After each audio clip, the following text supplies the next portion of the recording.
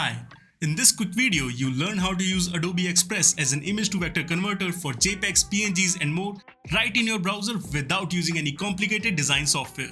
This is especially useful for small and medium businesses to quickly convert their branding assets or produce print-ready graphics, all without hiring a designer for this simple task. I'm Artlover JV, a graphic designer and a content creator. Let's get started. Head to Adobe Express by typing express.adobe.com as URL and log in with your Adobe account. If you don't have an account, you can sign up for a new account easily. Go to Quick Editing Tools and look for Convert to SVG.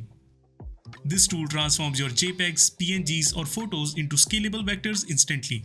This barbecue shop logo looks pixelated and blurry when zoomed in. Let's turn it into a vector. Simply drag and drop your JPEG, PNG or any image into the converter.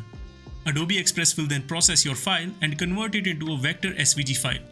Click on Download button to download the vector file.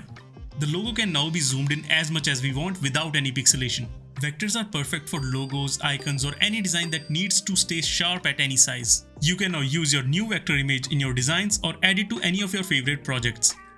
Because it's a vector, it won't lose quality no matter how big you make it.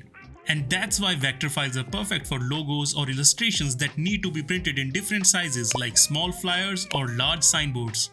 Take this local bakery logo for example. Using Adobe Express Image to Vector Converter, this logo can be converted to a high-quality vector without requiring any design expertise.